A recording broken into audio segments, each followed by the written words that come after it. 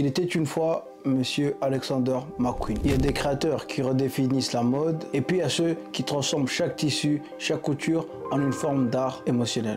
Aujourd'hui, nous plongeons dans la vie d'un homme qui a transcendé son époque, captivant et dérangeant à la fois. Mais derrière les projecteurs et les applaudissements se cachait une âme tourmentée, Monsieur Alexander McQueen.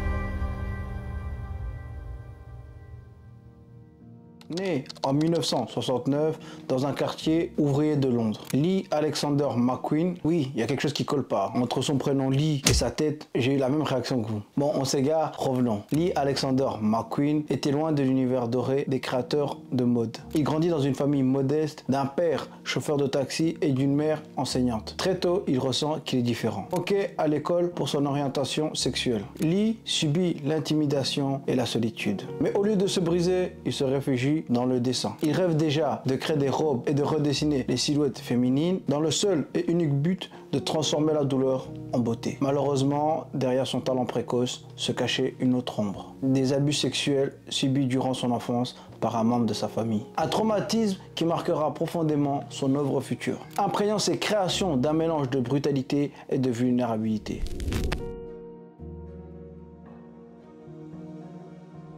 À 16 ans, il quitte l'école et débute comme apprenti tailleur à Savile Row. Qu'est-ce que c'est Savile Row? C'est tout simplement un magasin qui propose des vêtements plutôt classe faits sur mesure. Il apprend la précision, la technique et très vite il se distingue. Sa signature, des coupes impeccables, presque agressives. Ses costumes semblent être taillés pour des guerriers. Un jour, il laisse un message caché dans la doublure d'un costume destiné au prince Charles. I am a conte, qui signifie tout simplement je suis un idiot. Une provocation discrète mais révélatrice de sa rébellion intérieure. Après avoir impressionné sur Savile Row, il décide de rejoindre la Centrale Saint-Martin's. Qu'est-ce que Centrale Saint-Martin's? Une des écoles de mode les plus prestigieuses au monde. À cette époque-là, en tout cas. Là-bas, il présente sa collection en fin d'études intitulée Jack the Ripper Stalked His Victim. Qu'est-ce que ça signifie? Vous allez sur Google. Une œuvre choquante, sombre, inspirée par des meurtriers et les figures tragiques de l'histoire. McQueen est né.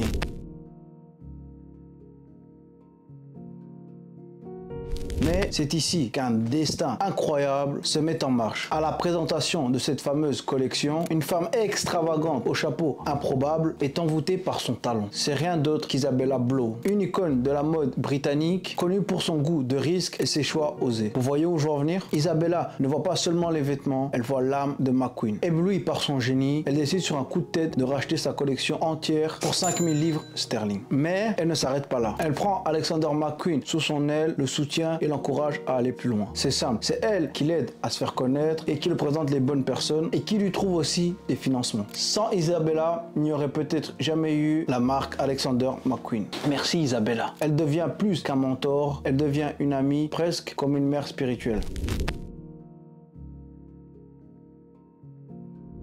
Très vite, Alexander McQueen devient l'enfant terrible de la mode britannique. Ses défilés sont des spectacles dérangeants. Il choquera le monde avec des thèmes comme la guerre, la mort ou même encore la folie. Quant à ses mannequins, ils deviennent tour à tour des reines déchues, des survivants et des survivantes et des créatures mi-humaines, mi-monstres. Chacun de ces collections est un cri de colère, de désespoir, mais aussi d'amour. L'amour de la mode, mais aussi de la tragédie humaine. Son style, des silhouettes exagérées, des imprimés presque gothiques et toujours ce mélange de vulnérabilité et de force. Il refuse de créer pour plaire, il crée pour bouleverser. En 1996, il est nommé directeur artistique de la maison Givenchy. Et là encore, un rêve pour beaucoup, mais pour McQueen, c'est presque une prison dorée. On lui demande de respecter l'élégance traditionnelle de la maison française, mais comme vous en doutez bien, McQueen se rebelle. Ses collections sont jugées trop brutales, trop modernes, et lui, il se sent piégé.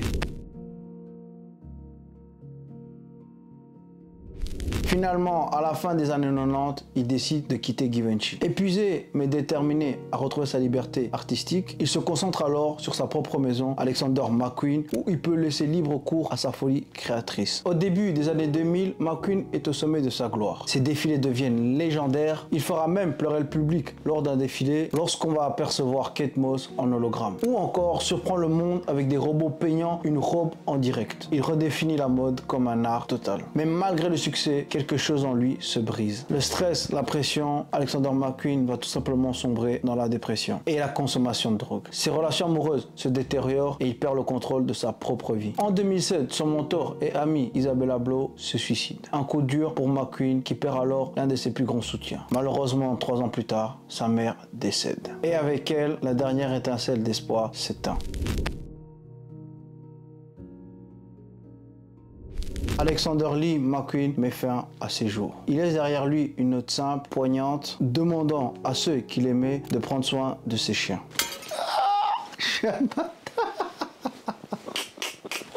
C'était son dernier acte de tendresse dans un monde qu'il avait trop souvent blessé. Mais si Alexander McQueen n'est plus là, son héritage, lui, est éternel. À travers ses créations, il a montré que la mode peut être bien plus qu'un simple vêtement, à moins de transformer la douleur en beauté. Il laisse derrière lui un vide immense, mais surtout une leçon. Celle de toujours chercher la vérité dans l'art, même si elle est douloureuse. Car parfois, c'est dans nos souffrances que naissent les plus belles œuvres.